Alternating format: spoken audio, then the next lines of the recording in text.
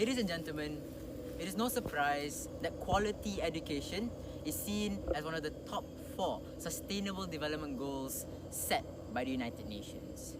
Education is so prominent that it becomes one of the biggest drivers for sustainable and economic growth for our future. Hello, my name is Omar and I am the representative from Kolej Yayasan Saad, and I'm here to talk about this topic. 2 years ago, the world had went south. Everyone closed their doors in fear of the new virus that had emerged. As a consequence, the youth, the people of tomorrow, were all unable to attend school because of the new lockdown order that had been imposed. Instead, they all resorted to a phase of online learning. A year had passed and we entered 2021. You wanted to see if online learning was effective or not. Turns out, it didn't really go as we expected. And this was all due to digital divide. The digital divide issue is no stranger to us.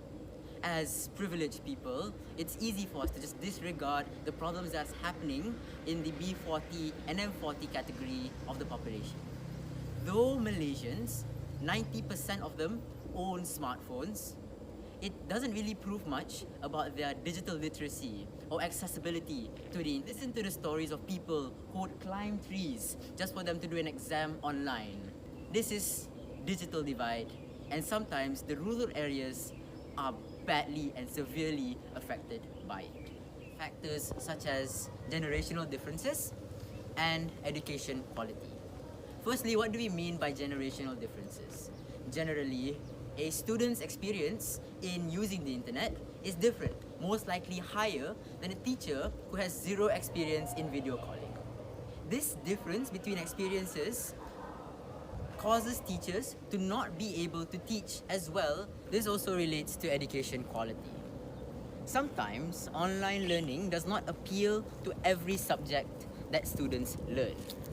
Sometimes it might cause a lack of hands-on skills, such as in lab work, or maybe if you want to do woodwork, and it becomes almost impossible to appeal to these certain subjects. It should be clear by now that it is only principally just if we were to advocate in helping solve these problems in society.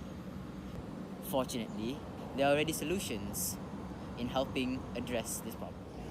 Awareness and donation bodies have been created by individuals as a collective effort to help in assisting the underprivileged.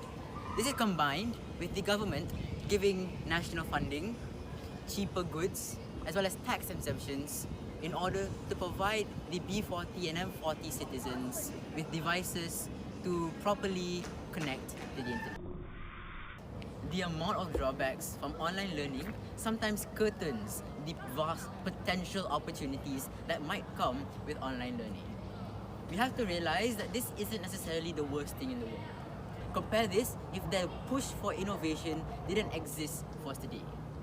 This competition is proof on why this push for innovation is important in our lives. If not, we would have all been joining a video call with no video at all. You also must take into account examples such as public speaking competitions, robotics, or even debates that probably could not be done face-to-face anymore because of the dangers that is happening in this world right now. The push for innovation also solves the problem of education quality. What do we mean by this?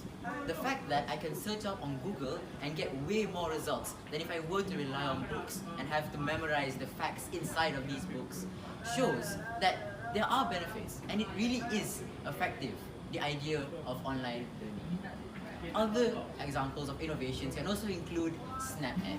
Students are able to turn in their homework no matter where they are in the country. The reward system in these apps also helps to train the students' discipline and ensures that they can actually send in their homework in this set amount of time. We can even go so far as to talk about hybrid classes, meaning that we combine both physical classes with the new elements of online learning to create the best education system for us. For example, the implementation of this TV in a classroom to ensure that no workbooks would then be needed for students who might just not be able to afford it. Instead, they can just do their work here, maybe even snap a picture, screenshot it at one point in order for their future references. Secondly, we can also talk about teachers recording their face-to-face classes in order for students who aren't able to attend their classrooms. We can also talk about quiz apps, such as Quizzes or Kahoot, in order to simulate tests or pop quizzes. So that students, with the fun concept at play, they are more interested and more intrigued. Ladies and gentlemen, we now enter 2022.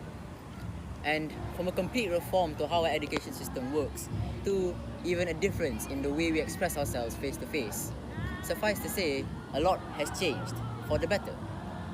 We concede that online learning does have its drawbacks, and plenty, in fact.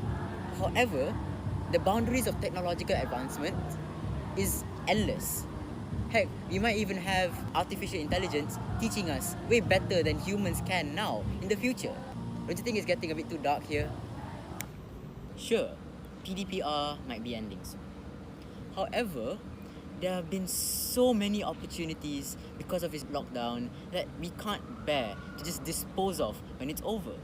The success of PDPR is so vast and so huge to the point that it might just prove to us that implementing online elements into traditional learning might just be the next big thing. Besides, don't you think it might be time for a little bit of change?